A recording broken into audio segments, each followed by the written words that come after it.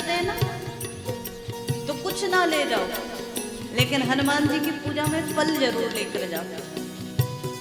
और एक संत तो बड़ी प्यारी बात कहते हैं, जो हनुमान जी को फल अर्पण करता है, गीता में भी भगवान ने कहा पत्रम पुष्पम फलम तोयम। भगवान कहते हैं तुलसी पत्र चढ़ा दो, पुष्प चढ़ा दो, फल चढ़ा दो, जल चढ़ा दो, किसी भी रूप में तुम कुछ अर्पण कर दो तो उसके बदले मैं तुम्हें इतना दूंगा कि तुम लोग संभाल नहीं पाओगे। अच्छा, अर्पण की जो परंपरा है वो बड़ी दिव्य है। क्या भगवान को कुछ चाहिए हमसे? कल भी हम लोग इस चर्चा को कर रहे थे, भगवान को कुछ चाहिए क्या?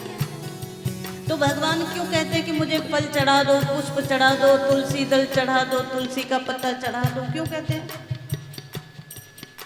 भगवान को तुमसे कुछ नहीं चाहिए, लेकिन जो ये अर्पण करने की परंपरा है ना, ये तुमने अपने जीवन में कुछ त्याग करना सीखा। जब तुम थोड़ा त्याग करते हो तो भगवान तुम्हारे उस त्याग का बदला कई गुना करके तुम्हें देता है। तुम ना चढ़ाओ तब भी भगवान का कुछ बिगड़ने वाला नहीं है। तुम्हारे जल से वो संतृप्त होने वाला हो और ना दो तो अतृप्त हो जाए, ऐसा तो है नहीं।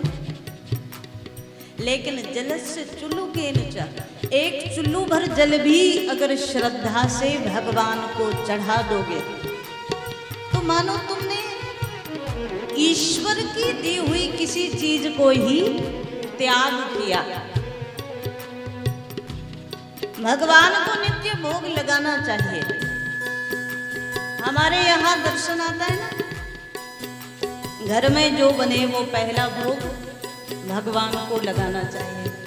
हमारा धर्म कहता है तुम्हें ही निवेदित भोजन करही, प्रसाद के रूप में हम खाएं। नया वस्त्र आए तो पहला संस्कार है भगवान को अर्पण करें, उसके बाद में हम धारण करें।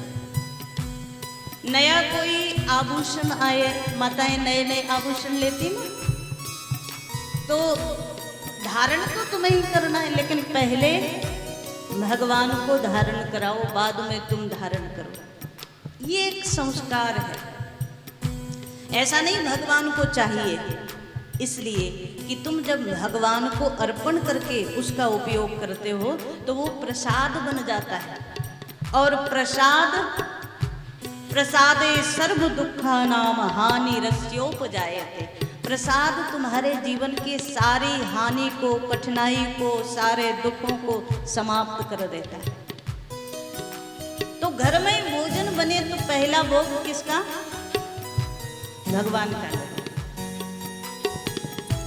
बाद में आप खाओगे तो उसमें स्वाद भी बढ़ जाएगा। कितने घरों में प्रसाद लगता है? हाँ, यहाँ आप लोगों को तो पता ही कुछ नहीं होगा, आपको थोड़ी पता होगा क्या होता है। हाँ, आपको तो ये पता है कितने बजे घर आना है और कितने बजे थाली सामने आ जाए, बाकी तो सब माताओं का काम रह गया है। पहला भोग भगवान का। और ये इसलिए भी जरूरी है कि जो चीज ईश्वर को अर्पण नहीं की जा सकती, देखो ध्यान देना, बड़ा महत्वपूर्ण सूत्र है। जो चीज भगवान को प्रसाद नहीं लग सकता वो चीज आपकी रसोई में बननी भी नहीं चाहिए। ठीक है ना?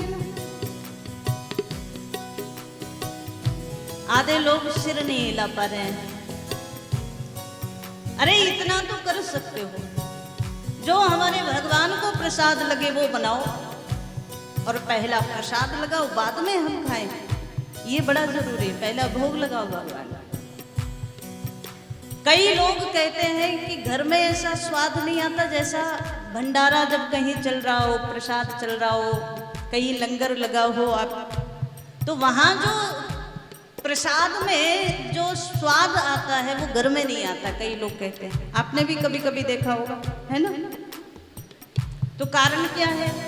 कहा महाराज, कारण केवल इतना है उसमें हमने प्रसाद बुद्धि कर ली कि ये भगवान का प्रसाद है, तो उसमें स्वाद भी बढ़ गया और संतुष्टि भी बढ़ गई,